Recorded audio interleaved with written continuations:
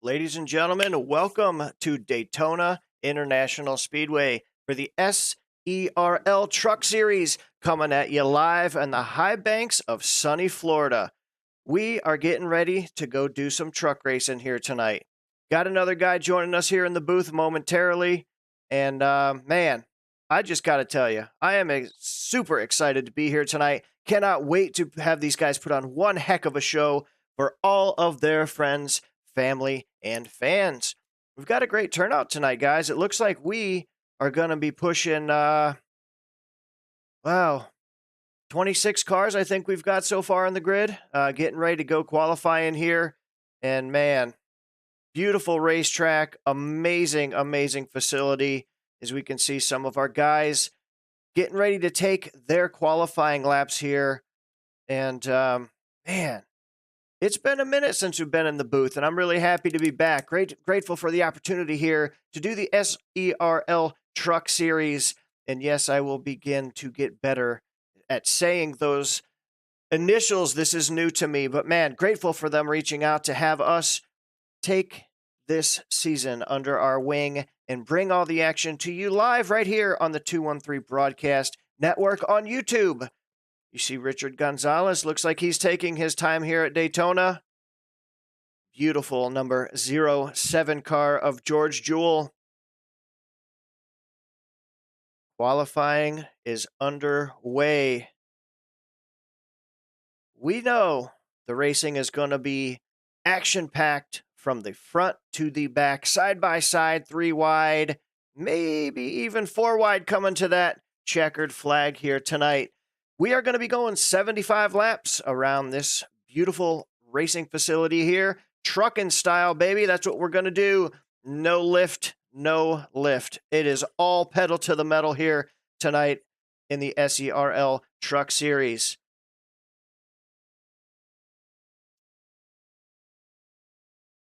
Get the other timer up here. See if we can see these lap times a little bit better here.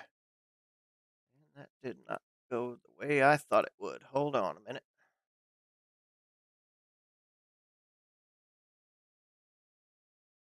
Technology's great when it works, folks.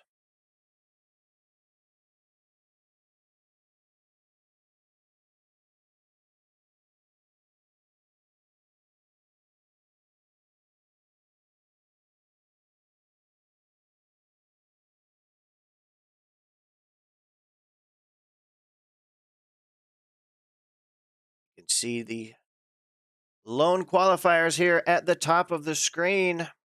From first to 10th, separated by less than 1 second. That just tells you how tight this field is going to be all night long here. 65% fuel. They do have one faster pair here in SERL. There is going to be one stage at the end of lap 35, but there will not be a caution. They will continue to race green unless, of course, there is a caution on the racetrack. No competition caution for stages here. 65% fuel, one faster pair. You know what I really, really like after talking to Dakota about this, and I'll go over it with Ryan when he joins me here in the booth, is these guys offer rewards points for clean driving. And that to me is just awesome. I truly feel like that is a fantastic thing. For all leagues to look at, to reward people for driving clean, because man, it's just so much better show for everybody. People put in a crazy amount of time to get good at these sims, and man, clean driving is where it's at, folks. And we've certainly seen the reverse of that in a lot of these open lobbies, but that's why you join an awesome league like this, so you can get out there and show your stuff. We've got just a few more seconds here, and these cars are going to be taking the grid at Daytona. Qualifying is over, and let's see what we've got going on here. See if we can't show this grid and see your pole sitter for tonight. Bobby Anderson on the pole. Bobby Anderson sitting number 1 with Dean Brummett in second. Richard Gonzalez, the number 23 car, followed by Corey Stahl in that number 66, rounding out your top 4. Landon Lacey, great qualifying effort there in the 53. George Jewell in the 07 in the 6th position. Rob Hatchenbach, number 99 in the 7th spot. Cody Reeder, Aaron Sayer, great qualifying efforts by those guys as well. And we have trucks on the grid, ladies and gentlemen. We are getting ready to go racing here in the SERL Truck Series, sponsored by 213 Simware. Let's get some action on track here.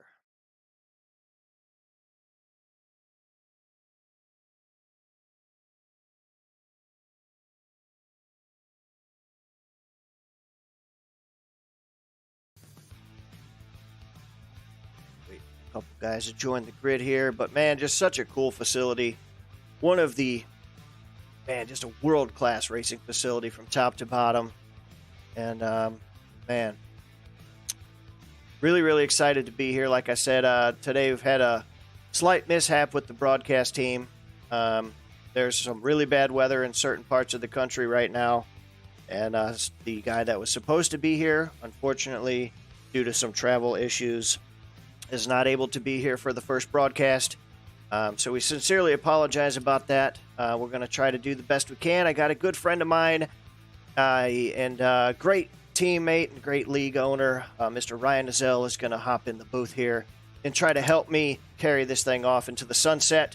Certainly apologize to the league guys for the last-minute change. That was not a part of the plan, but Mother Nature had other plans in store for us today here at the 213 Broadcast Network. Nonetheless, we are going to make it happen, and we are about to bring these guys to the green flag with Bobby Anderson leading the way here for race number 1 of the season at Daytona International Speedway.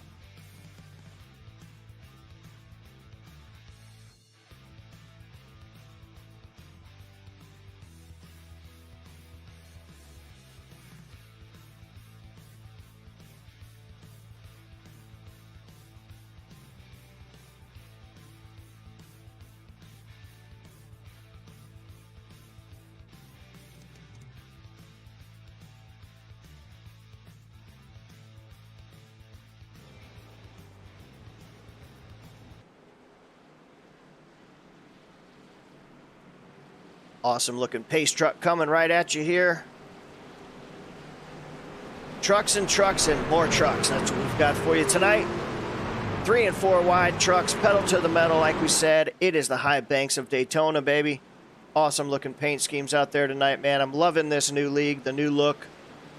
Always a pleasure to meet new people and network, and man, this is just so much fun for us.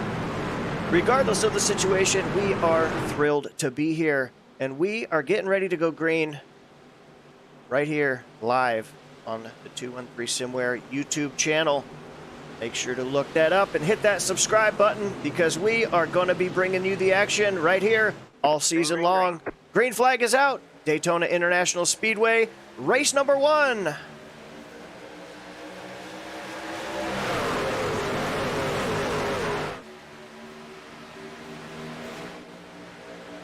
And you see that 316, very cool number there. Great job on those guys, man. That's really cool to see that.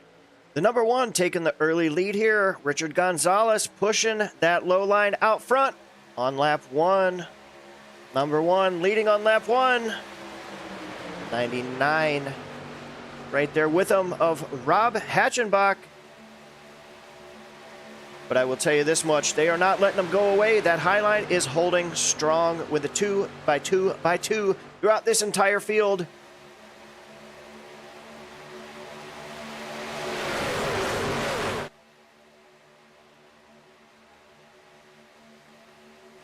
And I will tell you this much, for those people at home that maybe don't have the experience of sim racing or real life racing, this might look easy because the track is wide and fast. But this is like playing a game of chess at 180 miles an hour, inches apart from the guy in front of you, behind you, and beside you the entire race. It is very rare that these cars get spread out like they would at a 1.5 or 2 mile oval. It will be nose to tail for 75 laps, and that, my friends, is a guarantee. You see Bobby Anderson leading the way here, coming to lap 3 of 75 at Daytona. Don't forget, the first stage break is going to be at lap 35, but we will not be throwing a caution. We are going to try to keep it green, green, green. That's the motto. Let's go green flag racing.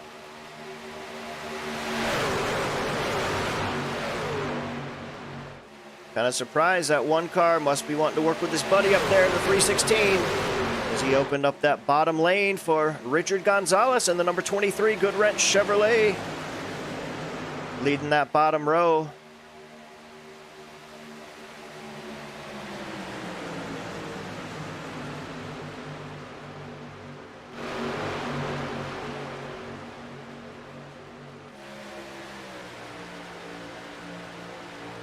You can see just how much momentum that high side has lost right there. Not enough dancing partners in that high lane to make it work the way that he wanted to, but we've got a ton of racing left to go here at Daytona. Keep her hammer down and find your dancing partner, and maybe that's what they're doing as we speak.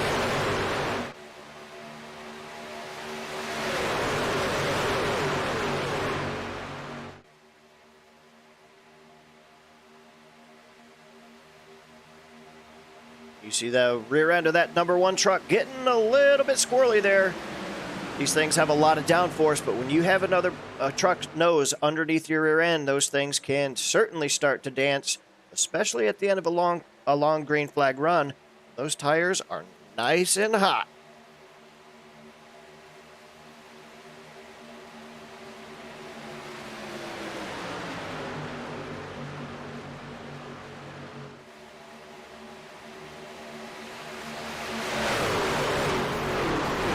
Great action here at Daytona. You see the 316. Oh, I saw some smoke, Looks like we might have an incident. I don't see a caution. We do have a smoker in the back here. Let's see if we can find out who is having some issues here. The number 44 of Anthony Trippi is definitely off the pace here. It looks to me like Jesse Steffes, maybe, I think, might have went off track here. Let's go back and see if we can't see what happened to Jesse and what caused that off-track moment here. Oh, yeah, there's a big pile up there. Let's back this thing up a little bit and see if we can't see a little bit better angle here of what happened in the back of this field.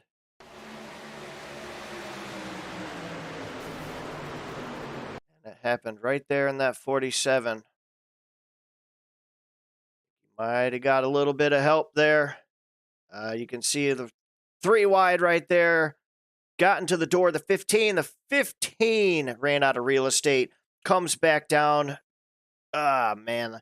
Hate that for the 47. He was just being smart. Trying to check up the best that he could and got a little bit of touch in there right in the rear end. But you know what? They do have one faster pair here. And SERL, and unfortunately, a couple of these guys might have to use it.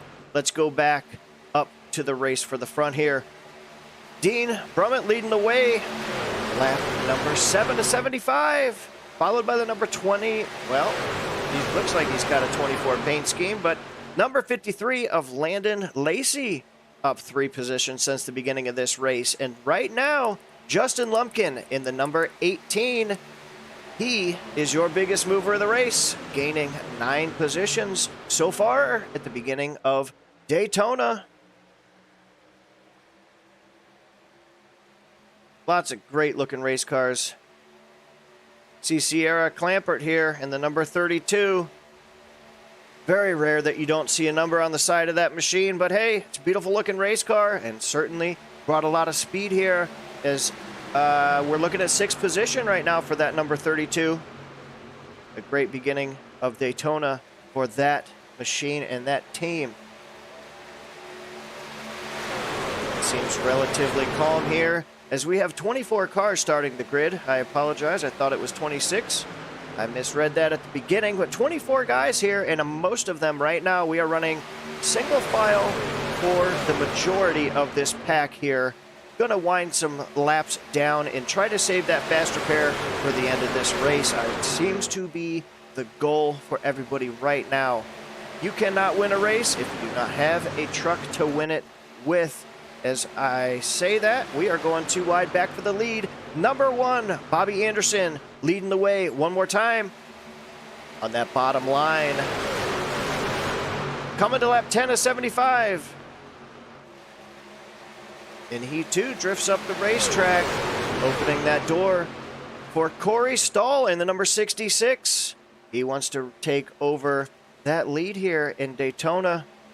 Once again, we're going to talk about old Richard Gonzalez. He is my brother from another mother. I love that man. He's a good friend. Good to see him joining this league and running a beautiful truck here. Hopefully we'll have a good race for his first appearance here in SERL. We certainly know that there is a ton of talent in this league, and that was one of the things that appealed to us as a broadcast company that said, hell yeah, we're going to do it. We've seen some of these guys' cup races, and man, it's just been fun to watch, and I didn't suspect the trucks would be any less entertaining.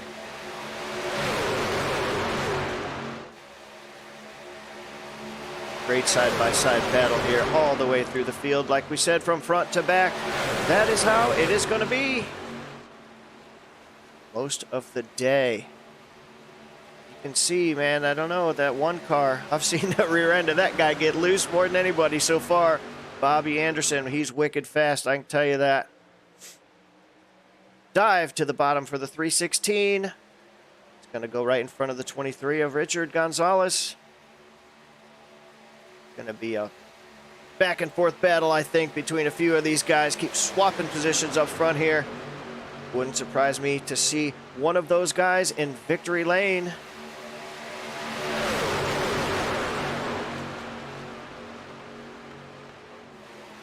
Good run here again. Rob Hatchenbach, man. That number 99. Great looking, I think it's like a Mopar scheme, maybe. Oh, it is a Ford. I'm sorry. I thought that might have said Mopar on the side of it. Maybe get my eyes checked when I'm done with this here. But hey, nice looking truck, man. I'm still learning these guys. Don't hate me on race 1, guys. No, this is cool, man. Could not be happier to be here. Really cool looking number 88. Looks like a Dale Jr. throwback here. That number 88 truck. Kind of reminds me of the Amp Energy. I don't know if it says Amp on the hood, but that's exactly what it reminds me of. The Amp Energy 88. I think it does. I think it does. Awesome. I love that Carl Tomorrow throwback to Dale Jr., man. That was a really interesting time in our sport. That is for sure, with that COT with the big old wing on the back of it. But man, they looked mean, they sounded mean, and I absolutely loved the paint schemes that they came out with for those new cars. Good battle here, good run going on here. Number 7 there, Josh Anderson. He is up 10 positions. So far, your biggest mover. Up to the 9th position in that beautiful number 7 machine. Went by so fast you couldn't even see the 7. That should give you a sense of speed here at Daytona. We are hauling the mail.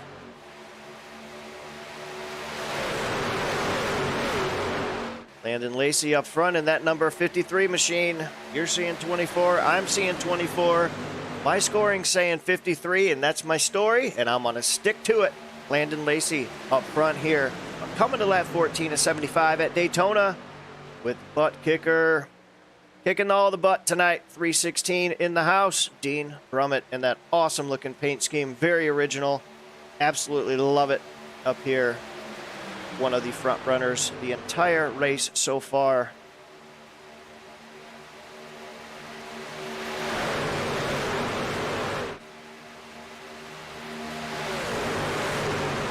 The 47 might have had, I think he was the one that got some rear end damage there. Unfortunately, seems to be a little bit off the pace. I think he went a lap down here. Fingers crossed we're going to get maybe a caution and get some of them spots back. Currently showing him in 19th position. Unfortunate for that that damage there. Trying to just slow down and got rear-ended there, trying to avoid a wreck. And sometimes that's just the way it goes, man. Racing is not for the weak at heart, whether it's sim racing or real-life racing, man. People put a lot of time into this, and it always sucks to have your day start off on the wrong foot. But hey, we've got a lot of racing to go. Maybe we could make up some spots here. Really cool, couple cool looking machines back here. I was noticing I believe this 45 car. It is, yeah. I think it's an Autism Speaks paint scheme, if I'm not mistaken there. Really, really cool, man. Have a lot of respect for people that use this opportunity to get, you know, raise awareness about positive stuff. Certainly, we've done a couple fundraisers here with 213 Simware for breast cancer awareness and the Me Fine organization, and it feels really good when they go well and they're successful, and you're able to even play a small role in this changing somebody's life for the better. It really, really makes everything we do worth it. So, yeah, that's just cool to see. Dakota Camper here, that number 3 machine. I'm very familiar with that because I put that on some t-shirts right there myself. Having a pretty good run here. In the 14th position. Have a feeling he's just kind of biding his time. Like we said, we need a clean truck at the end of this thing if we are going to be there at the end. Does have a little bit of right side scuffs, I think. Couldn't see it there, but I do believe he's got a little bit of right side damage. I don't think it's enough to slow down this Chevy Silverado. I think he's going to be just fine.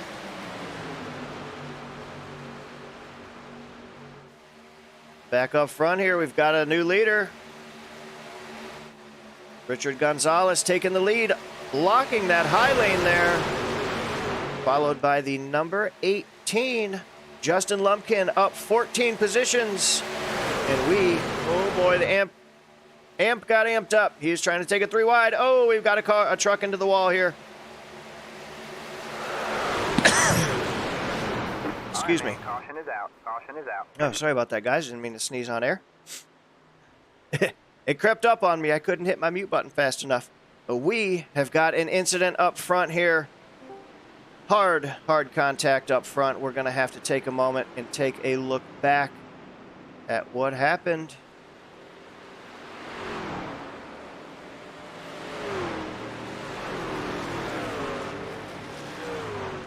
Give me 1 second here, guys. We got our guest of honor has just joined the booth.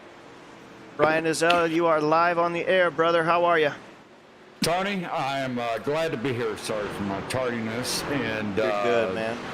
I've been kind of booting up the rig here, watching some of this, and looks like some exciting racing that we're seeing here at Daytona. Absolutely. We just had an incident up front here. We're going to go back. Take a look at the melee that happened. Oh, the 88. He turns the leader. Amp energy got a little bit too amped up. Spun right across the front of this field. And I got to tell you, we are really lucky that that did not kill half of them. Well, it might have. I think I spoke too soon. Fast repair. Fast repair city. Well, not only that, you know, they were coming into that corner going 3 and 4 wide because of the stack up front, Tony. Yep. And all that does is just nowhere to go. You're alone for the ride at that point. Right. Absolutely. So we do have one fast repair here. They do allow one quick repair. We do have a stage at lap 35, but they do not throw a caution, so it will just be scored according to running order, the top 10 at lap 35.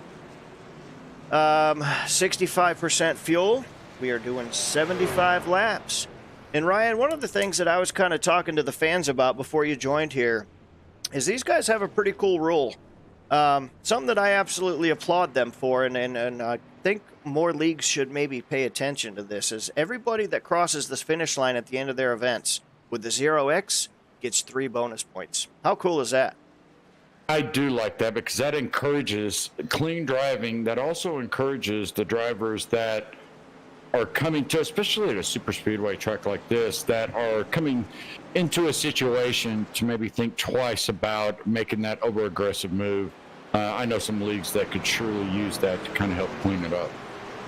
Yeah, absolutely. Absolutely right. It's definitely a cool thing. And as soon as I heard that, I was like, wow, that's certainly something to keep in mind.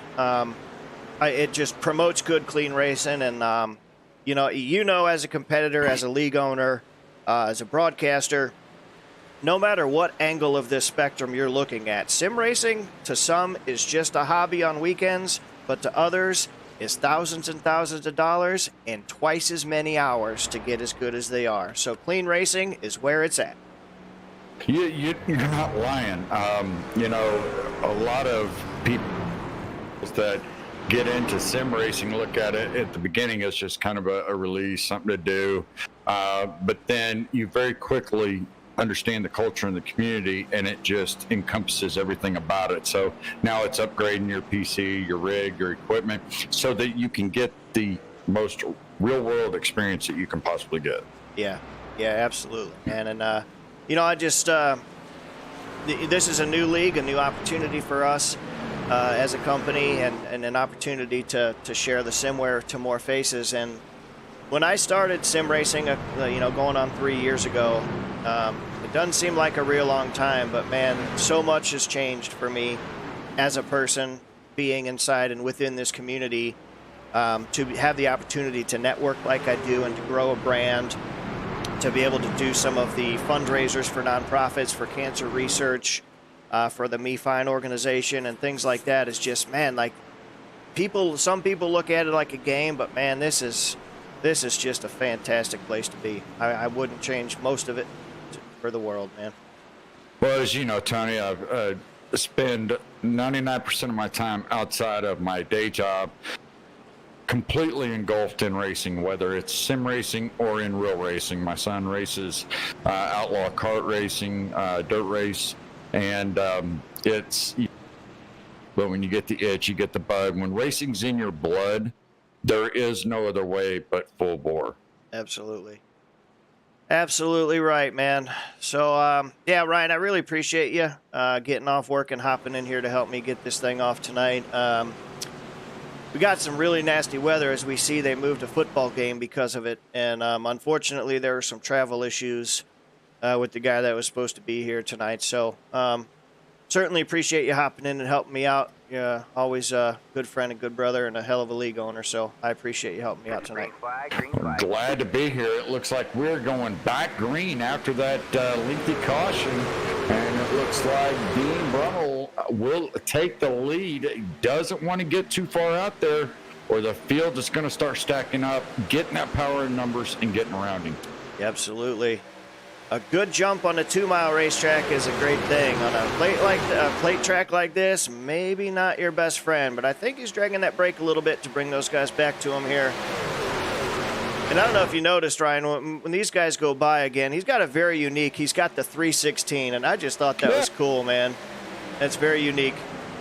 It is. You see a lot of 3-digit numbers out there, and they usually are related to a dirt track guy. Somebody running a modified or a sport mod, late model dirt. But obviously, I think we all know what the 316 stands for, and that's an awesome tribute that somebody would put that on their truck. I through the fields here, getting in kind of late. And Tony, for the new viewers out there that are just watching this league, the SERL, has been around for quite some time. And, they have used many different avenues to broadcast their races. Obviously, it's the first time for 213 Simware Broadcasting to get it out there. But let's play stupid. This is the first time that these guys have ever gotten together. Is there team racing? Obviously, we know stages, they do not throw the caution, but they do tally points. Is there team racing? Who's the favorites? Let's give them a rundown of this league, as much of the information as we know, because we know a lot of these guys are fairly new to the league as well, being the first race. Yep, absolutely. We do have teams. We have some guys are just in the main lobby here, but we do have Team Send It. We have Bar Racing. We have Extranded Motorsports, the Filthy Five. So we definitely do have some team racing going on here tonight. They do offer, like we say, they do offer one quick repair, 65% fuel. As far as the favorites, I got to tell you, man, the 316, our boy Richard Gonzalez in the 23, they have pretty much been Dakota Camper in that number 3 machine. He's kind of off the pace a little bit right now, but I think he was certainly one of the fast guys early on here, and I believe he might own this thing too. We're not going to tell anybody that, though. You get a little 3-wide action. You see the 24 that Jeff Gordon inspired DuPont paint right back there, about in the 9th, 10th position. Splits the 23 and the truck right below him. And here he is doing it again. Yes, he is. Oh, I'll make that fit. And look, Super Speedway racing is technical, but it is not. And it looks like the 07, Josh Anderson's going to say, hey, go ahead and come on down, take the hole. It's not worth risking it with 51 or so laps to go. Yep, absolutely, man. Smart play. It definitely is. And that's one thing that me and Kevin Zabladil have done some Cup race broadcasts together. And the one thing that we tried to explain to the fans that maybe don't have the experience that we do is that there is so much going on in your head. True. You know, you don't have a real life crew chief. You don't have a real life spotter. You're basically calling all of those. You're making all of those decisions on a split second, whether, you know, you're going 190 or 55 at a curve at Martinsville. There's a million things going on in your brain, and that leaves about a million things that can go wrong. Oh, boy. Very well said. I think what I look at in Speedway racing is we see a little contact there. Let me get a little further back in the field. Somebody is off the pace. It looks like Corey Stahl in the 66 truck. He was running right up there on the tail of that pack, got a hell of a run. And I think it was the 23 that just kind of went into the back of it and had to let off. So that's creating a second pack, four trucks back there. But you take, like you just mentioned, Martinsville. Let's talk about that. As you see, everybody's running 2x2, racked and stacked all the way back. Martinsville is a super technical track. So you have to understand throttle, braking, turning points, tire management. Super Speedway and the Xfinity and the Truck Series is pretty much a flat out, and it's all about situational awareness. And what does that mean? You got to understand what's around you. You got to understand the guys that are going to make the hostile runs, the ones that are going to try to fill a hole that maybe there's 2 inches to actually fit. So do you let off? Do you brake? You know, that's plate racing in a hole, because tire management's really not going to matter a whole lot in these races, especially 75 laps. Fuel mileage could become, if you don't have any cautions, as we watch the 24 here again, just duck underneath the 88, and now he's splitting the 07 and the 42. All by himself, and he's going to get stuck in that dead zone right here coming out of 4 into the tri-oval. And it kind of gives you a false sense of security. But I think some of these guys up here are like, look, it's way too early for this. You want to go, go. Yep. But I would err on the side of caution here. Here he is ramping up through the field. But that is a really risky move. Yeah, it definitely is. But, man, you know, it's been said a billion times, it is literally playing chess at 180 miles an hour. Some guys are just so good at this style of racing, and others, you know, maybe struggle a little bit. The one thing that I've learned by racing in the RSR Evolution Racing Leagues with y'all is even when you have a great team, some people on your team are better at pushing, some people on your team are better at leading. It depends how you attack this type of racing. It is in a league of its own, that is for certain. Yeah, for sure. And I think that's the on the ticker. It may be the 53 of Landon Lacey. What you see on your screen is a DuPont paint number 24, but We're talking about the number 53 as far as the ticker is concerned. And I'm kind of playing with some of the camera views right now. I am riding shotgun with him as he splits two more drivers. It goes down to the bottom. It looks like that bottom line is, well, they were getting organized. And looks like Josh Anderson took it to the top. Now it is 4 on the bottom, 3 on top, now 4 on top. So it's whoever can keep these bumpers lined up nice and straight and get the force and power together. Josh Anderson's about the 3rd, now 4th car back on the outside line, and now the trucks have had enough to break away, but here we go. Landon Lacey elects to dump the 3 trucks in front of him, go to the top side, get in front of that truck right there, and really try to get, now if he can stay, get some allies out there, and that 15 boot-borne truck, McCanny, if he could stay up there and get some allies in this deal, and he might have a chance at this as he gets up on the bumper of Dean Bramo, our 316 truck. A lot of wiggling and shaking out there, though, Tony. Yeah, there definitely is. And I did make mention of that. I said, told the fans, I said, you know what, I'm seeing a 24, but my ticker says 53. That's my story, and I'm sticking to it. That's right. But I don't know. You said making friends. I'm not sure he's making any right now.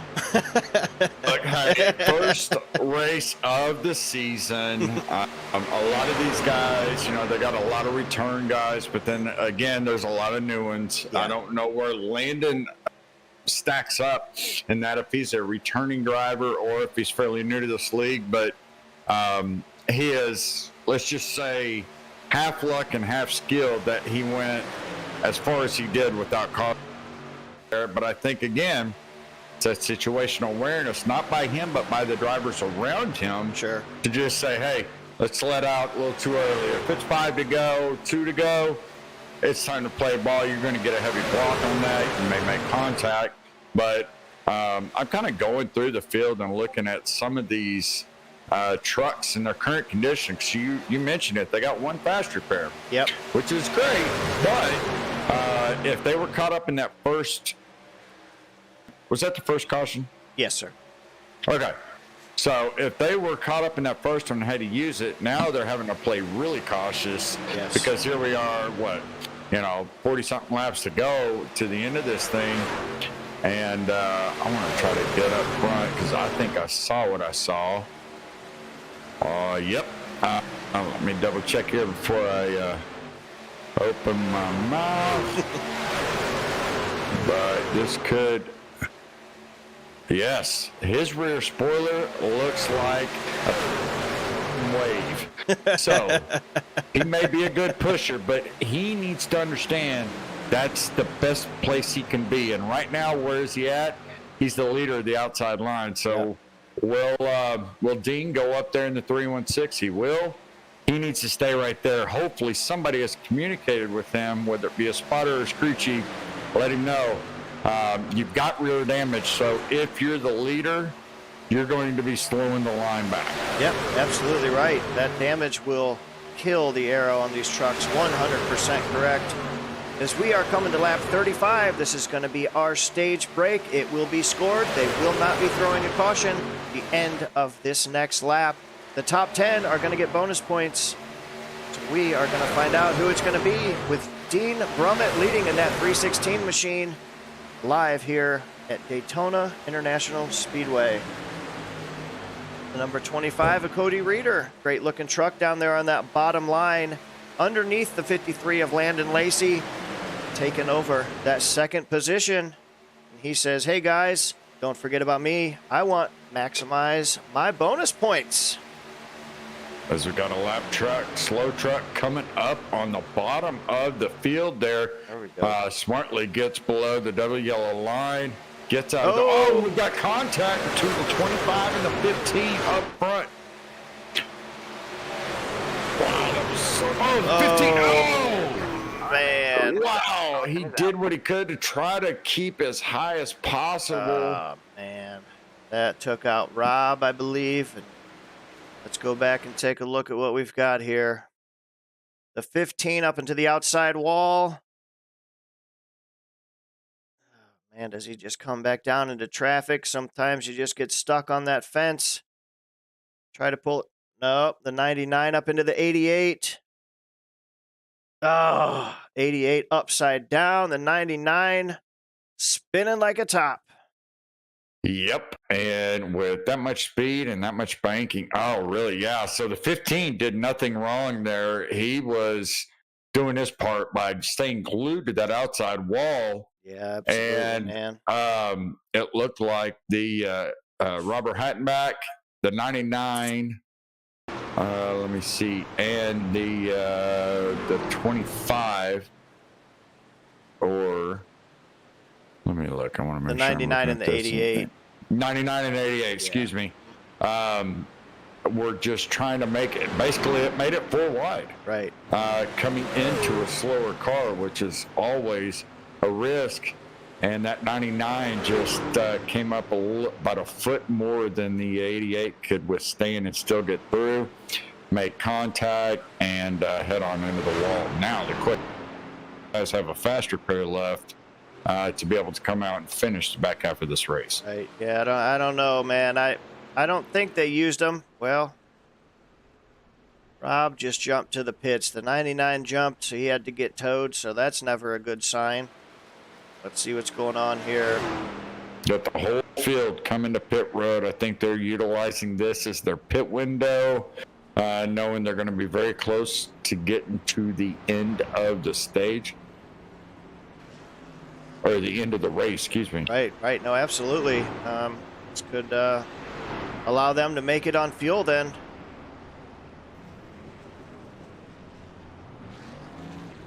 There he is, the number 1. I wonder what happened. I'm going to have to go back and watch this again after the broadcast, because the number 1, 316, and the 43 led the first 30 laps, 25 laps of this thing, and somehow or another the 1 kind of, Bobby Anderson, dropped off a little bit here. I'm sitting here watching his pit, and let's see. He was running. I think he was a little bit back of the pack. He was in the back of that lead pack when the contact with the 99 and the 88 and the 15, he slammed on the brakes, no contact with the car or a wall. And I think that's just the way the caution cycled out. So he came into pit road as the tail end of that lead pack. Gotcha. Yeah, I saw it too, and those guys went spinning around. The number 18 of Justin Lumpkin, man, that was a near-death experience for that guy right there, man. He barely missed that accident there. So fortunate for him, does not have any damage, it appears. He did not have to use a faster pair. 4 fresh Goodyears and fuel. Back out we go. It's going to cycle it around here. It's going to be Dean Brummett in the 316 leading the SERL Truck Series here live at Daytona. While we are under caution, we are going to take 1 quick second. We're going to step aside, pay some bills. We'll be right back.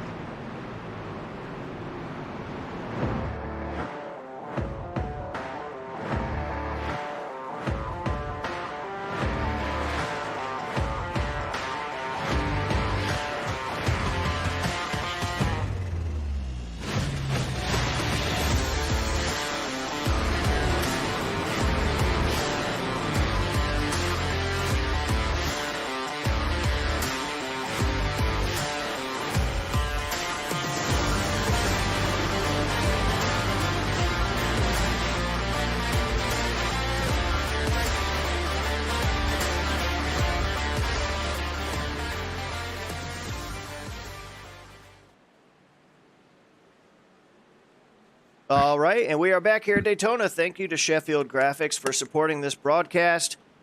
Good friend of ours, SheffieldGraphics.com. Awesome custom paint schemes and logo creation. You can get yours today. Get a quote at SheffieldGraphics.com.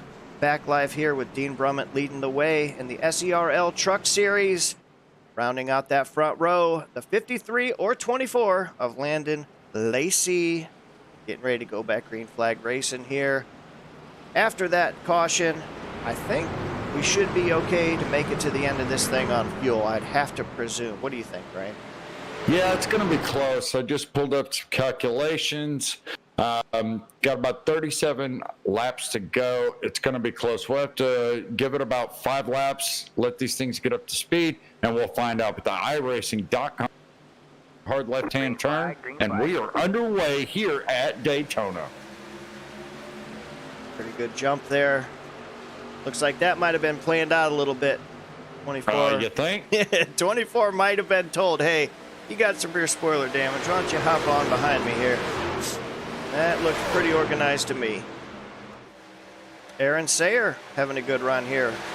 Up 6 positions since the start of this thing. And that looks like a B. Black and yellow scheme. And number 42 jumping to that outside line. Trying to take the lead here at Daytona as we are coming to lap 40. I'm making it look easy up front. I think the 24 and the 316 or the 53, however you're looking at it here, folks. That second truck, Landon Lacey and Dean Brummett. I don't know why I thought that said LL, but it says TT. Dean Brummett. Once they got linked up on the outside to pretty much staying together ever since before that last caution, and now here they are up front. Staying, and hopefully somebody has communicated with that with Landon Lacey that rear spoiler damage. He's better pusher than he's going to be a leader. Right. Yep. Absolutely. Until he uses that faster pair, and that's one you want to have in the bank, especially at a track like this for a late race incident. Number 2, Miller Lite. Boy, those two words go together for many years. Great looking truck here. John McIntyre. Up 17 positions, your biggest mover, and if that maintains, that will also be an extra point at the end of his race for that number 2 machine. Yes, and it's that Rusty Wallace / Kurt Busch kind of inspired paint scheme. I love to see some of the paints that are actually in the field. We mentioned the 316, the Jeff Gordon DuPont inspired. Now, Rusty Wallace, I see a driver back there in the 5th position. James Jones looks like he's running for a cause tonight. I know that puzzle piece anywhere. That is to support autism. Yes. Right there in the 5th position. But kind of going through some of these other trucks and looking at, how everybody gets an opportunity, kind of express themselves, just like you do when you put your clothes on and the way you look. Well, they get to do it with paints out here, and maybe you take your childhood hero, maybe you take a cause like we saw, with James Jones. Maybe you take a team. There's some good ones out here. You got a cartoon-inspired Lowe's on Anthony Trippi. You got an old Intimidator Goodwrench on the 23 of Richard Gonzalez. So there's some great-looking paint schemes out here in this league right now. Absolutely is. It's like the 49 here looks like he's running out the top 16. My timing kind of went haywire there for a second. The 49. See some skulls on there, but it looks to me like he's running out the top 16 here. The front, kind of single file. Yeah, it does look like it's coming down. And as you say, they're checking up like an accordion on the bottom. Right above that yellow line. So that's another thing that plate racing will lead to is if somebody checks up front, guess what happens? The entire line behind you, and you have got to have lightning reflexes to be able to save yourself. You are not lying there, man. You are not lying there. It just happens so fast. The thing about it, too, is, when you're behind somebody and you're running this close, that's all you can see. You can't see around that car. You can't see in front of that car. You are literally looking at that dude's spoiler for 75 laps. The second that he lifts, and man, oh man, if you don't lift, the guy behind you don't lift, it is a chain reaction that will literally destroy this entire field.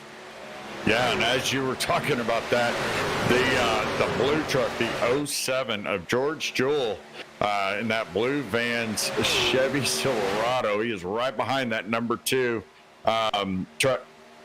Had a scary moment. You know, since you can't see anything from the truck right in front of you, all you kind of have to anticipate when the turn is coming. When do you start the corner entry? But if you miss it and go just a hair too early, now your left tires are on that huge transition from that steep banking down to flat, and it will disrupt the balance of that truck. And we saw that happen coming out of 2 on that last lap for the '07. And several of the guys on the outside had to check up and kind of take a breather and regroup. Yep, absolutely, man. Especially, I've done quite a bit of racing in these trucks over the last couple of years, but man, this new next-gen Cup car, it just, the rear end, I mean, it'll spin you like a top when you they don't like that quick weight shift. And man, it's treacherous in those new Cup cars. Maybe not quite as bad here in the trucks with a little bit longer body, but it'll get your attention. I guarantee that. The pucker factor in the trucks and the next gen cars, man, it is. I call it, you know, at the beginning of this thing, it gives you a false sense of security. So you think that you got more stability than you really do. You think you got more of a run than you think you do. You think you got more management, just depending on the track. And next thing you know, it'll reach out and bite you. Oh, absolutely will. Number 75 car here, Stoney Benfield in the number 8th position. It's gained quite a few spots here, up 6 positions since the restart of this race. Getting the top 10 run going on here at Daytona. Got the number 99 up high here. It's going to be a lapped truck getting out of the way, I believe, here in the 19th position. And who is that on the outside of the 75 there? Let's see if we can figure that out. Somebody is getting shuffled back here. Looks like maybe the stuck 25. to the outside. I'm sorry, yeah. 25 and the number 1, Yep. Bobby Anderson. Yep, that's the 99. So obviously he was able. It's the one fast repair rule in this league because that truck is glistening in the lights, looks good, no damage. So the 99 is back and ready, but you know he's going to have to race with caution because now any damage done to that truck, he's going to have to deal with it for the rest of the race. So Absolutely. he is currently running behind Jesse Steffies, if I said that correct, and the 4th Chevy Silverado there, just kind of biding his time, wait for the right opportunity, because it's lap 47 of 75. Got 28 laps to go. I think here in about 15 laps, you're going to start seeing intensity crank up big time. Oh, yeah. I guarantee the intensity is about to ramp up here in the 15, 20 laps for sure. Got, see what the 1's doing back here. Bobby Anderson's got a lot of fans in the chat here rooting for that number 1 car. And I tell you what, man, he was the Pied Piper at the beginning of this race. It almost makes me think he's just holding on to the tail of that draft, realizing that, you know, he needs a clean truck to get to the end of this thing because he was lightning fast. And I didn't see him in an incident to have to use a fast repair. So this could just be a strategy. Well, and you know, that very well could be. I'm kind of riding on board with him right now. I don't hear any mechanical damage that would keep him from going up there. I think he knows that there's another one coming. As you see him, he goes up to the top line and then comes right back down behind the 18. But you can hear him being very cautious on corner exit when that truck wants to give you the quote-unquote the run to where you think you can go. He's letting off. So there's 2 things he's doing. He's keeping the truck clean, and he's saving a lot of fuel at this point. Yeah, absolutely. And that's another perspective I guess I kind of forgot about. This could be tight on fuel here. gonna be close. That's for sure. Running flat out around this massive racetrack. It goes to the high side now. Bobby Anderson going up top. Truck coming up to the 23 and the 25. He's getting a great run. I don't think there's anything wrong mechanically with that truck because in less than a half a lap, he has he's passed 4 positions and on his gained own. the lead pack. Yeah, on his own. Exactly. That's impressive. Having to make a choice here. Yes. 88. Oh boy. Awesome wow. move. Hell Awesome of a run. move. Yeah. Yep. He is bobbing and weaving all the way over like it's 2 to go, Tony. I think he was listening to the broadcast. Yeah, I think so. I think we woke him up because, man, that guy was lights out at the beginning of this race. I thought something was going on here. Wow. It's definitely fun to we watch. got a little whittle up front, too, with the 44 and the 49, those first 2 trucks on the outside. You know, that's another thing, too. If you don't make good square contact, you know, you see these trucks all on the line. Well, the first truck can only go so fast, full throttle. The second, the third, and the fourth, all of those trucks are going to get more of a larger run coming off the corners. So they have to get used to feathering the throttle, playing a little trail braking, do what they can to yet not hit the truck in front of them. Because there's that one golden rule when it comes to plate racing. What is it, Tony? Don't push the pusher. That's right. So if you're in 3rd, 4th, 5th in line. We got him a little bit out of line there. Yep.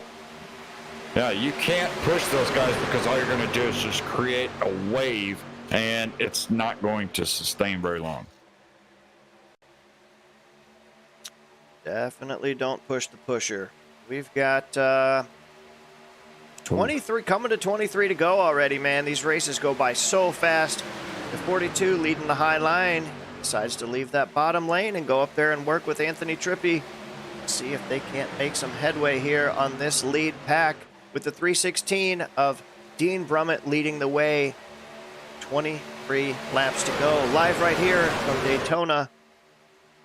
And you can see, you're definitely nailed something there, man. When you're bump drafting, you need to make sure that your nose is square. Because, man, yeah, it's, like I said earlier, plate racing is a craft all on its own. It is unlike any other racing that we do. And you either got it or you don't. It's really that simple, man. Sure. You either got it or you don't. Well, a lot of people think that it's, easy. Just get in, put the foot to the floor and go. Talked about it earlier. They're tracks. Well, this is just as taxing on somebody's anxiety and stress. And it ain't because it's technical that you have to worry about tire management. It's because of that understanding how a run works. How does 4 or 5 vehicles in a straight line, how does that look and how does that operate on a lap here at full speed? Where does the 3rd truck in line know that he's going to have to let off because the 1st truck in line, they start getting that accordion effect again, and everybody behind them gets these huge run because of well, you can't just keep going or you're going to cremate somebody in front of you. But, and you kind of see that in it. But one thing I'm noticing is, earlier in the run, we saw that 316 of Dean Brummett and then the 24/53 of Landon Lacey and then the 2 of John McIntyre. They have pretty much controlled this race for the last 2 runs that we've had. We came back green with 37 laps to go. Laps to go this time by. The real question is going to be, is anybody in desperate fuel-saving mode? Hopefully it's not the 316 because he's using the most out of everybody in the field. You literally just took the words right out of my mouth. Let's hope it's not the leader because there's not much you can do to save fuel when you're in that position. Absolutely not. He is burning the most fuel out of anybody out there right now, except for maybe the one because he's leading that outside line, but he's still probably getting a little bit better fuel mileage in the 316 right now. Yeah, and it just doesn't seem like that outside line can get enough people together to not try to pass one another, Right. to where they can actually get lined up, stay nose to tail like those first 3 or 4 trucks are doing on the bottom. If they could emulate that, they could get a run, and especially if they started utilizing the side drafting, going down and slowing down those trucks on the bottom, they could get a run and get up there and contend for the win with these leaders. But as of right now, you've got 8 trucks on the bottom before you see your first truck on the top. Yep, absolutely. Strength in numbers is winning the race on the bottom line here. That is for sure. And you see the gap there between the 42 and the 88. In order for this to work, you just got to be a lot closer. Those gaps are doing nothing but slowing you down. They've got to get nose to tail if they want to make up any room here, because right now the bottom lane is much more organized. As we see the 44 blinking just a little bit here. And now you see the 25 ducking back down to that low lane. He realizes too, we got green flag pit stops happening. Yep. Just about to say, Richard Gonzalez, the 23, is exiting pit road right now. He came in by himself. That could be the demise of the 23. Everybody's coming in. We do have that Richard Gonzalez and the 23 did do a 4-tire stop and fuel. I wonder how many of these trucks are only going to take fuel only. Interesting that he pitted alone. I wonder if there was any communication, or this could be a situation, Ryan, that we talked about earlier in this thing. There's a lot of people here that maybe new, maybe don't have those friends yet, don't have those relationships built. Maybe you're not on a team and just didn't simply have any communication and ended up losing the draft here at Daytona. Is a treacherous thing, but we will keep our eye on that 23 and see what happens as we see the leaders coming to pit road right now. All of them. And he brings about 10 other trucks with him. We're going to keep an eye. I want to take a look and see how these leaders, if they're taking fuel only. We had several drivers on that first batch. Only it was kind of mix and mix. And they're taking tires. Wow. I can't say that I would do that. I think that there goes Landon Lacey. Let me look real quick. That was definitely 11-second interesting. pit stop. Yep. So I think the wonder if 24 there was took 2.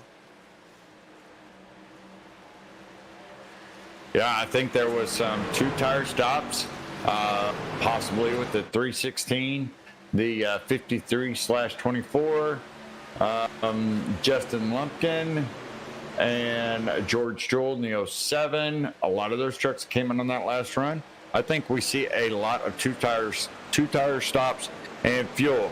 Here's the reality, though. It's how you come out together and merge back into traffic. Absolutely. Everybody's going to have to pit right for fuel. We're seeing that now. But here we are with that situation we talked about so many times. Landon Lacey is the leader in this little 2-truck pack with the 316, with Brummett right behind him, pushing him. And you almost saw him get a little squirrely there. You sure did. Currently in the 5th and 6th position. So these guys, is that being really wavy? I think it's making a difference, because look at the run the 66 and the 2 are getting behind them. That is 2 separate 2-truck tandems, and the 24 and the 316 cannot hold off the 66 and the 2. You're absolutely right. I don't even know how to put it into words, but the 24 is just simply slowing down that line. He does not have the speed right now that Dean has in that 316 car.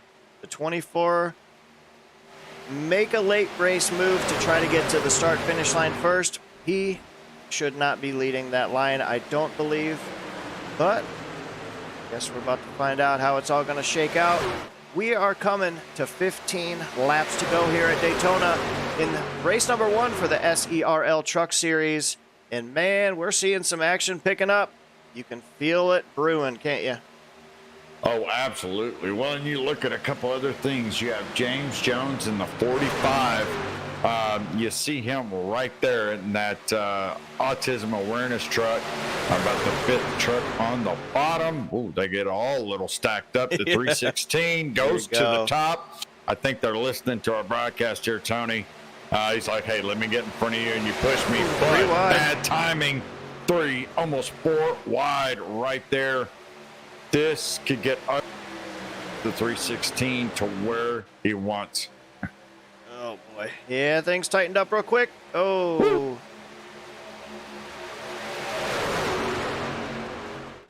All right. Now, this is the action that we've been talking about all night, folks. 3 wide going for the lead here. And guess who's back in contention? Number 1, Bobby Anderson, the fan favorite. He's up top. Made some wicked moves by himself, so we know that truck is bad fast. He's just got to get in the right lane here. Wants to take command of this race once again, as he did at the beginning. Hey, I bet the house at 316 drops down. Oh, how about that? Oh, Bobby Anderson gets loose and gets turned. He got loose and got sideways. The 99 into the rear quarter helped him around. I don't think it was any fault of the 99, but Bobby Anderson, the one truck, just gets loose, tries to save it, and in a crowd like that, so hard to do. Man, I hate to see it for him. Maybe, just maybe, he's got a quick repair. We're going to find... Oh, yeah. On the 01, I'll see if he has got a quick repair left in the back.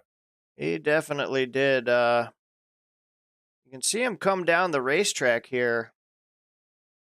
Looks like maybe he might have tried to side draft, to be honest with you. It looks like the 1 came down too much into the 66. The 1 came down more than the 66. Yep, I agree with that. But they were both coming together. The good thing for Bobby is they had a little door touch, but no heavy wall impact. So the engine, the RPMs, and hopefully the aero on that truck should be okay. He's going to have a hurt pride, but other than that, we should be all right. Yeah, I think you're right. Did a great job keeping that thing off the wall the best he could there. Oof, a heck of a save there, good man. Unfortunate, but man, he did the best he could in a bad spot. That's for sure. Some great driving there by that number 1.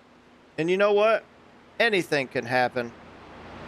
Well, this is when the intensity starts ratcheting up anyways. Inside of really at Daytona and Talladega, you're talking probably 6 to 5 laps to go. You're going to start seeing people make more aggressive moves. Yep. They're going to care less about the repercussions of that move. Absolutely. Even possibly team orders go out the window at that point too. Right. No, you're absolutely right. And it's one of those things like, if we were at Michigan, I'd be concerned about running in the back half of this field or something, a place like that maybe. Here at Daytona, you can go from 20th to 1st in 2 laps. He's still got a chance to win this race. Yeah, and I'm a little confused here. The 53/24 of Lacey is back on pit. Almost wondering if maybe he's not going to use that fast repair. He's taking tires.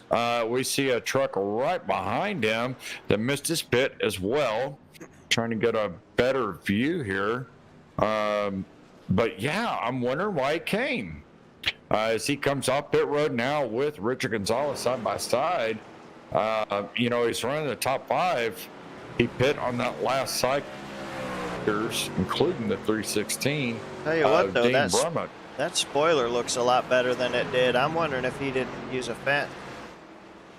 Very well could have. Well, he could have allowed us guys to get out there with the rubber mallet and kind of at least beat it. Yeah. Back clean. Right. And knowing that it's go time. Yep. There's only, Tony, 15 drivers. That is only 7-8 rows back. Yes. That's easy to get to the front with the right moves in half a lap. Absolutely, man. Absolutely, and maybe you could be right there too, Ryan, and maybe he didn't use a quick repair. Maybe that may be in the bank, and he just allowed his team, his crew, to use some of that optional repair time, because that rear end of that truck does not look quite as bad as it did. Best I can view it anyway. Yeah, I mean, I'm sitting here looking at it myself. It looks pretty damn clean. It So does. I think he's going to be okay. Really. Let me look real quick. There's still he did not use a fast repair because there's still a little bit of paint damage on the rear bumper, but the spoiler does look a lot straighter than it did. So I just took the old rubber mallet, the old Mr. Fix-It, and took care of it. So restarting with all the transitioning, probably restart around 10th position. So he only lost a couple of rows in that restart. Yeah. Yeah, absolutely.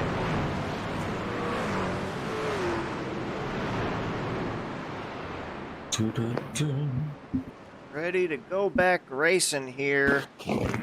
And I would anticipate, well, it's a family-friendly show, so I'll word it the best I can. But, folks, crap is about to hit the fan here, I'm afraid. Yes. This, if you have been watching it and you're like, okay, this is kind of boring, trucks going in circles. This is what everybody pays for, is the last 10 laps of a super speedway race. Absolutely. And this is about to get interesting because these guys really, they put a lot of effort into this. And maybe their race hasn't gone the way they wanted it to.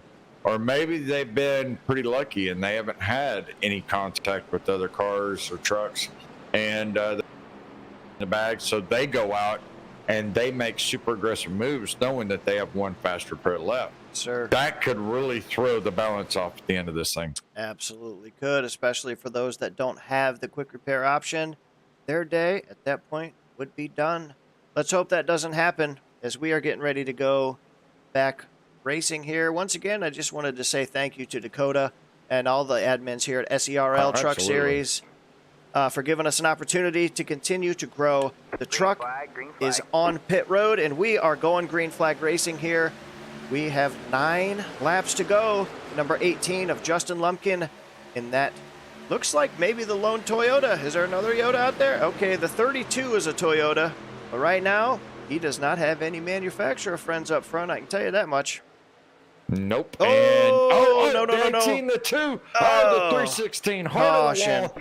Oh, wow. The 18 almost got away and got extended contact. We're just going to back this one up a little bit here. You can see the 2 getting into the rear end here. 18, he's starting to loose. He get loose. He just tried. Ah, man, they just ran out of real estate. Tried to save it, but we see somebody back here with this huge hit. Can't tell who it is just yet, but somebody entered the space program. Maybe that was, let's see. That was the 316. That was Mr. Dean. He see that truck flying through the air. Yeah, he's applying for the Neil Armstrong scholarship award right now. That's never a good thing. Oh man, poor fella. Now the question is, because Dean has been racing up front for a majority of the race and clean, does he have a fast repair left? Thinking he does, but he had to tow because he couldn't drive. That's probably going to put him a lap or 2 down. Even if he does, he's going to need more cautions here. Now, do we, let me see if I can look at green, white, checker situations. Yeah, that's a good question. I actually forgot to ask that. All right. Let's see. Dun, dun, dun, dun. Man, I'm getting there. Close. All right.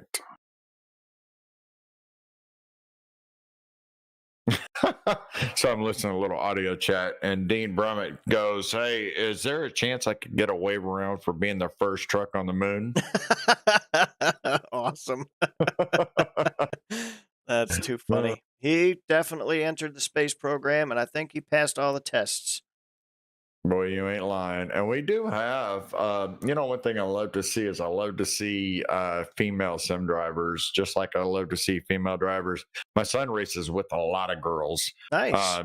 In the younger ages, that 6 to 10 bracket, a lot more females are getting involved into the racing, both on asphalt and dirt, which is cool to see.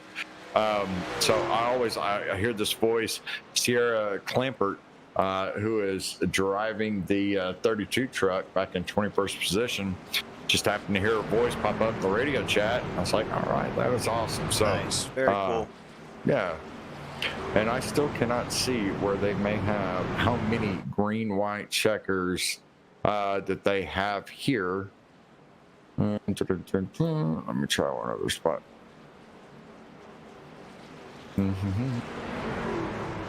Keep working on that. No worries. Tell you what, though, this race has went by really fast. As a majority, has been some pretty awesome racing here. Getting ready. Oh, we're going to have a handful of laps to go. That's it. This thing is about to be done here real quick. Right now, Anthony Trippi in the 44, up 18 positions. And if he remains, will not only win this race, but he will get bonus points for the biggest mover of the race. Now, here's the real question. Any of these guys got a 0X coming out of here today? Well, as it sits right now, we don't know until they cross that checkered flag. But I could almost promise you that going to be few and far between. That is faux show. Yes, sir. Let's see. Is that Stone in the 75 that will be starting on the outside of the front row? And then looky now, we have Landon Lacey in the 53/24 be the second truck on the bottom line there, starting the inside. And I don't see a lot of the trucks that he's been running with tonight in the vicinity of him. But the number one right there, Bobby Anderson, is the third truck on the top. He's still somehow anybody can win this thing. I am showing 12 trucks on the lead lap as the lights are out in iRacing.com pace truck, which means we are getting re-racked and stacked and ready to go back racing.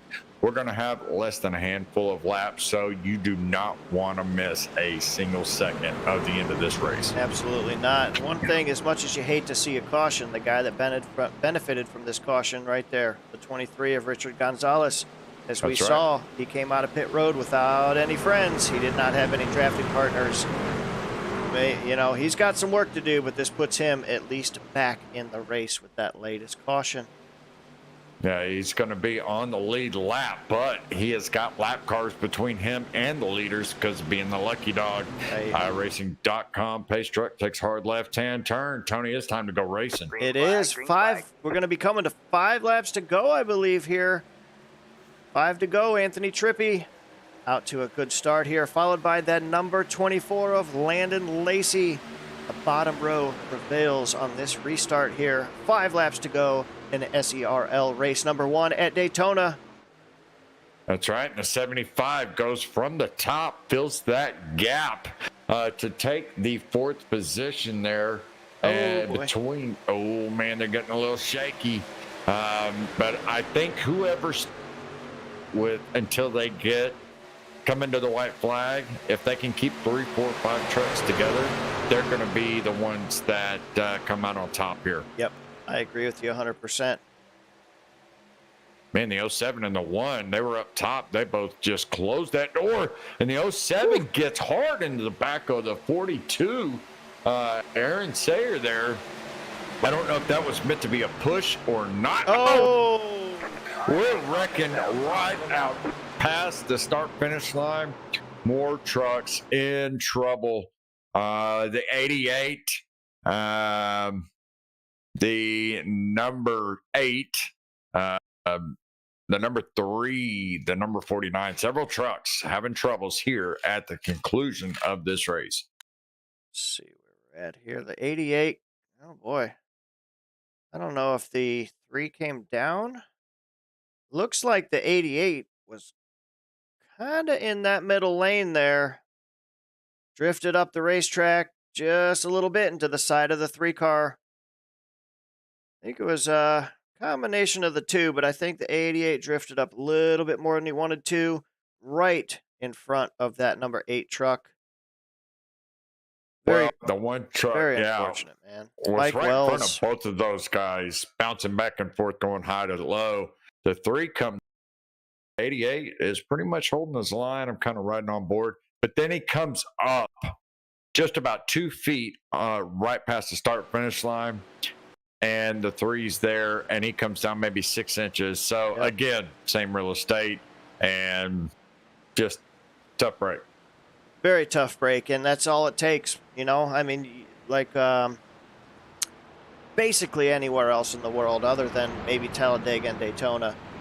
6 inches is a lot, and it can certainly matter, but you've got a lot more wiggle room, so to speak, if you're racing at a bigger facility, right? Like a Charlotte Yep. or, Michigan or even the new Atlanta. When you're this tight in your truck, even if maybe the air makes your car move around a little bit, you get just a little bit out of what should be your racing line into the side of another vehicle like that, ended your day right there. If you don't have a fast repair, hate to see it, but you know what? It's a product of this type of racing. The best drivers in the world can make a mistake by 6 inches. Oh, for sure. And it's And just it doesn't take much. does not take much at all. It's going to leave Anthony Trippi up here. He had a great restart in that number 44 Lowe's machine. Can he finish it off today? It looks like we might be coming down to a green-white checkered here. And Dean Brummett is somehow on the lead lap with a clean truck. Don't look now. With 13 drivers Wow. on the lead lap, we have 3 green-white checker attempts. Confirmation 3. Okay. This will be the first of checkers. Just lucky the way it worked out for him. The way he's able to get on pit road, get off, stay out as others went in. So it looks like currently he is in the 13th position, the last car on the lead lap. Wow. That is a miracle in its own right there. Timely We'll caution. see. Yep, he's coming back on the pit road, though. We'll have to see. He is back on pit road. And again, I don't think of body damage, but he has taken tires. Yep. And getting some repairs. So he probably got some repairs done before and now getting some services done. Yes, sir. Certainly. Last car on the lead lap, you ain't got nothing to lose. You're coming out last car on the lead lap, so you might as well. That's right. Absolutely right. We definitely see some trucks still sitting on pit road there. Looks like the number 3. Somebody blinking on pit road. I can't tell exactly who that is, but I'm thinking their fast repairs have run out. Their days are probably going to be done here for the race number 1 at Daytona. That is not the way you want to start your racing season, but it is certainly part of racing. I will say the number 3 truck, that Dakota camper truck you were just talking about, that baby looks nice and clean. So I think did he have one fixed? saving it. Yep. Gotcha. Yeah, he definitely got it cleaned up there. Him All right. and Dean Brummett both are trucks that came down to get service, and they are the last 2 trucks on the lead lap. They have brand new trucks, brand new tires. This could get interesting with 2 more green white checker. One does not succeed. Yes, sir.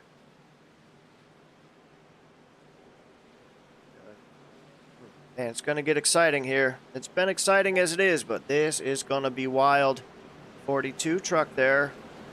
The Killer Bees, he's hanging out in that 6th position with George Jewell. Love that chrome 07. Great looking truck there. Looks like Bobby Anderson is still a little bit beat up. We'll see if that affects his aero. His driver's side has seen better days, but we know that he's able to make some incredible moves on his own. Imagine what he could do if he's got a dancing partner out there. Oh, for sure. Anthony Trippi, Landon Lacey. That is your front row. As the lights are out in the iRacing.com pace truck, it takes a hard left-hand turn. Tony, take a screen. Will this be the conclusion? Green flag is out. Anthony Trippi on the bottom line here, followed by the 7 of Josh Anderson. That awesome-looking DeWalt paint scheme. Seems like he's tucked under him pretty good here. I think they're going to prevail over that high lane. A little wiggle there as you touch that double yellow line. That can get you all kinds of... And we got it one around to 66. Sideways. All right. That's Corey Stahl, it looks like, in the 66. That is sitting parked on the backstretch. Oh, there he is right there. He goes high on corner entry and about midway through thinks he has that spot secured again, so he comes back down. But the 07 was there, and George Jewell, I don't know. George is apologizing on the team radio here, but I can't say that was necessarily his fault. No, the truck gets out of the. It's not your job if you're the one behind him to hold that spot for him, especially on a green-white checker. Right. No, absolutely. It feels like he came down on the 07 there. My perspective, I don't think the 07 did anything wrong there. In order to avoid any of that, he'd have to go down below the double yellow line in the middle of a corner, Sure. and that's just not something you do. So he held his line there, and unfortunate that I'm sure he feels bad, but I didn't see anything that he did wrong there. No. And what led up to this whole thing is the 66 left the bottom, goes to the top to be the second truck in line behind Landon Lacey in the 24/53.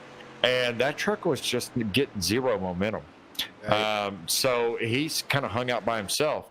As soon as the 66 realized, oh, hell, that bottom line is starting to stay where we are, but gain. So I'm going to lose my position from where I was. So I'm going to hop back down there. Well, the 07 was there. So I think it just happens in the blink of an eye. Nobody knew. Absolutely.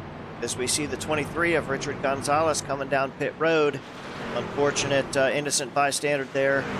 Pancaked the 66 and now has some pretty severe front end damage. After a lucky break on the caution, not so lucky on this one. We'll see if he's got a quick repair or if he's going to maybe just have to sit, try to get that thing fixed up the best he can. The only positive thing about that at a track like this, Ryan, is the pace laps take a long time because the track is huge.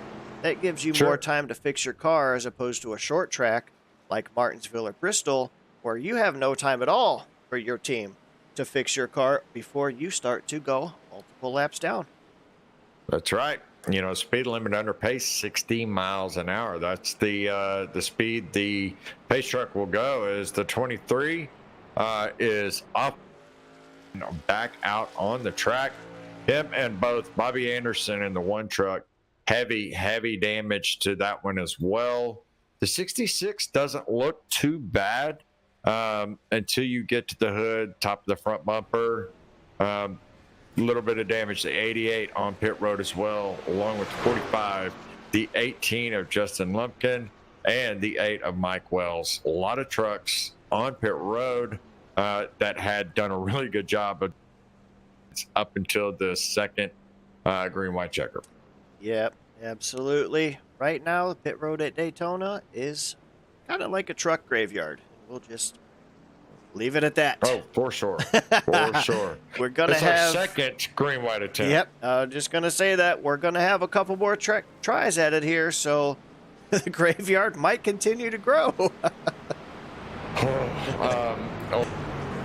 13 trucks on the lead lap with the, let's see, that is Jesse Steffi's in the 66 being the last truck on the lead lap. So 13 trucks on the lead lap. Everybody else is 2 or more laps down. And you've got a lot of guys that are really trying a career best finish, a league best finish. This is where that situational awareness, that training, all those practice laps, this is where it all pays off. Oh, absolutely, man.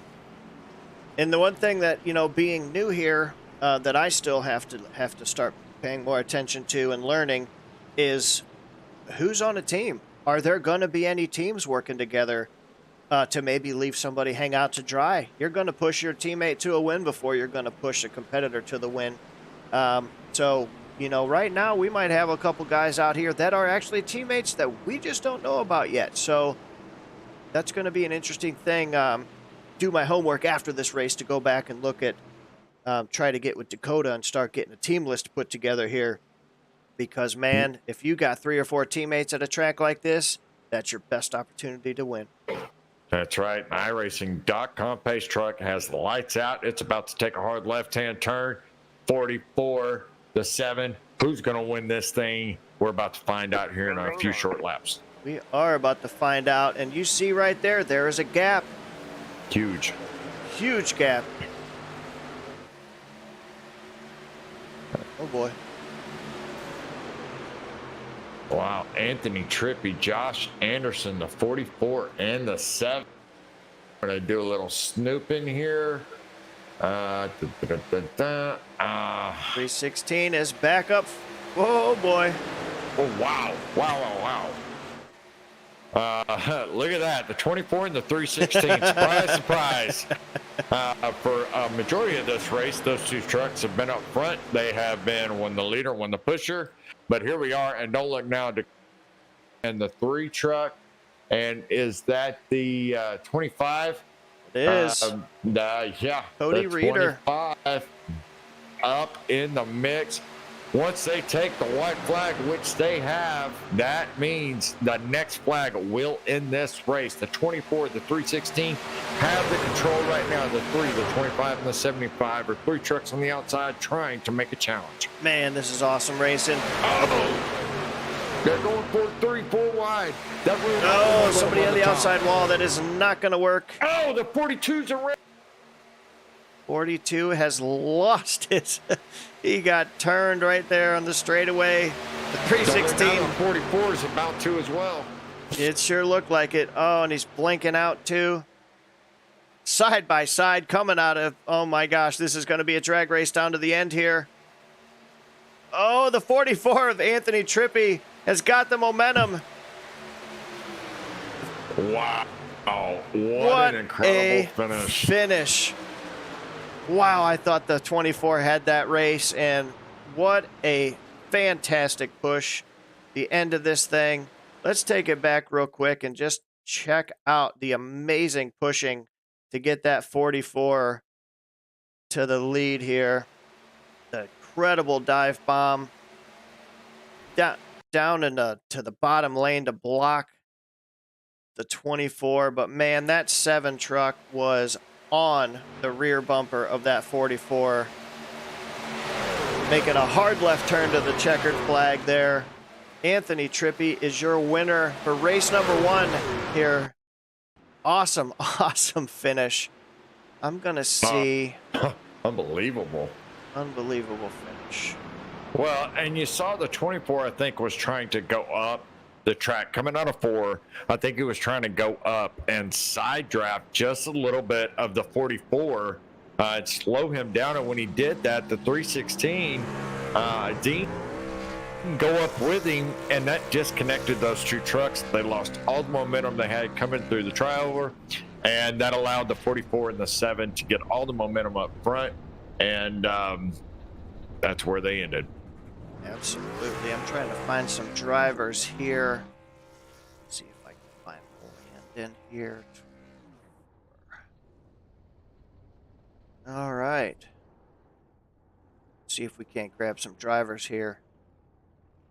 3rd place finisher, 53-24. We're going to ask him to not confuse us next race. Watch.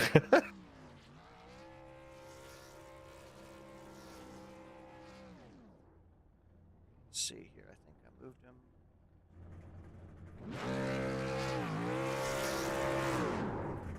He is down in the waiting room. Oh, no, he's not. He was.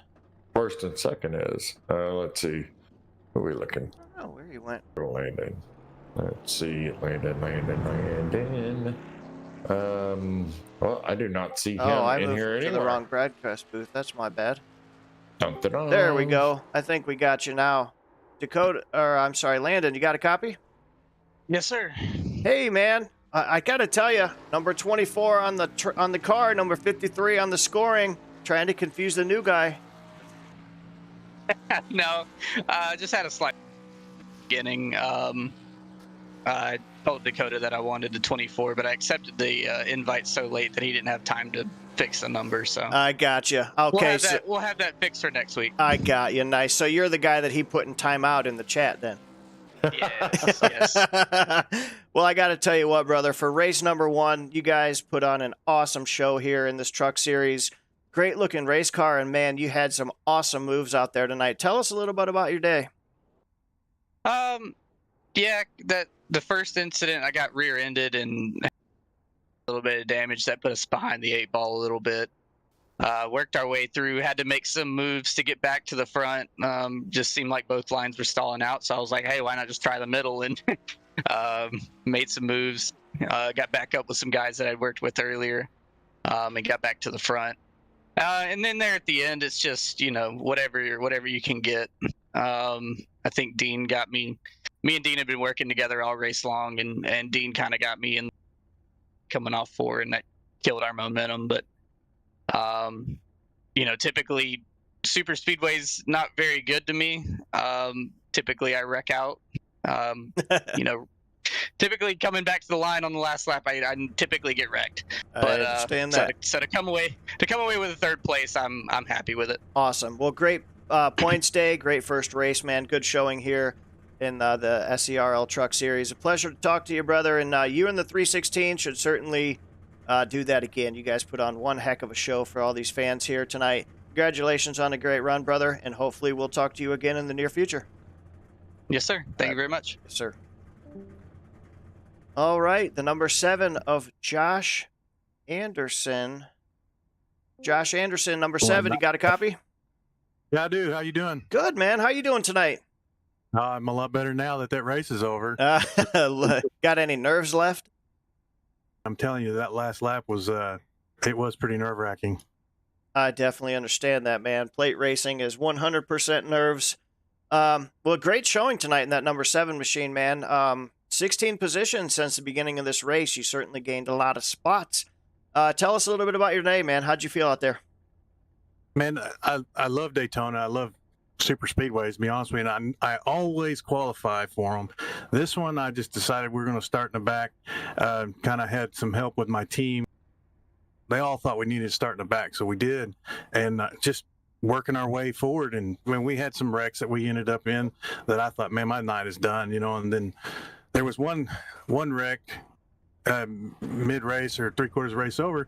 I got hit in the front, and I thought I had a whole lot of damage, so I went in, didn't need to. I didn't have but 2-3 seconds of damage, and I thought it was over.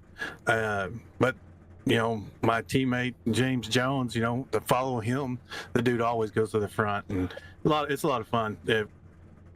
And Dakota Camper and all of his team, we were all working together tonight. It was a great race. Awesome, man. Well, you guys put on a heck of a show here, that's for sure. Great points day in race number 1. You cannot complain about that, especially when anything can happen at a place like Daytona. Anybody you want to give a shout out to before we let you go, bud? Oh yeah, we I definitely want to thank Jay, Mike Wells, James Jones, SER Truck Series, Dakota Camper, R1 Paints for doing all of our paint schemes, and just to make everybody aware of autism and breast cancer and Southwest wrap it up. It's a lot of fun, and there's a lot that goes into this, and Dakota's done a great job. So, and you too, man. 213 Broadcasting. Thanks for broadcasting.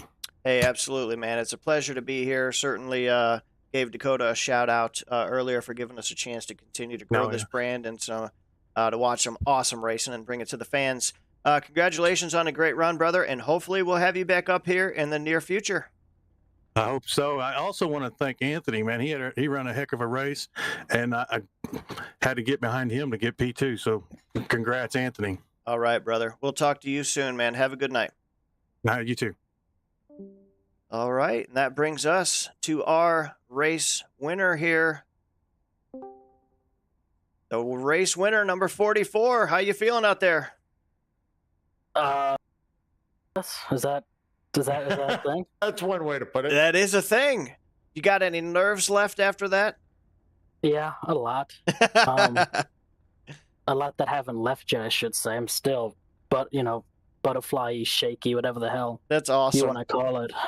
Hey, man, that's a great feeling when you have a good run. Great points day. And at a place like Daytona, man, literally anything can and usually does happen. Come out of here with the checkered flag and the points lead. Awesome run by that number 44 team. Anybody you want to give a shout out to while we got you? Well, I know they're not on the call, but 213 Samurai, I know I got a couple of t-shirts there and stuff that are mine. And just my teammate in the 49, Jesse, and then the 7 of Josh, great push. I mean, if it wasn't for him, there was no hope there. I got loose off his bumper when he first got me, and it cost us all the momentum that first lap. So if it wasn't for him, the win wouldn't have happened. Absolutely understand that, man. He was locked onto you real good there coming out of 4. And you had one heck of you shut the door on that bottom lane, and you took that win right away from that 24 machine, man. Power move. Congratulations on the win, Anthony. And we will hope to see you back up here in the booth with us in the near future, man. Congratulations on the win. Hey, thank you so much. Appreciate it, guys. You got it, brother. Have a good night, man. You too. Right. All right, Ryan. Well, like I said, man, I really appreciate your time. You've been a great friend and a great mentor to me, and I appreciate you hopping up here in the booth in my time of need to help me get through this race here. Certainly means a lot to have you, somebody with your experience and friendship. So I love you, brother. Thank you for helping us. Everybody on the SERL Truck Series, to the admins and everybody that got us in here, I certainly appreciate y'all very much. We will see you next week right here next Saturday night live at 9:30 with more truck action. And until then, we are going to head out. Congratulations, 44, Anthony Trippi. One heck of a run here at Daytona. Till next time, we'll see you. Have a great week.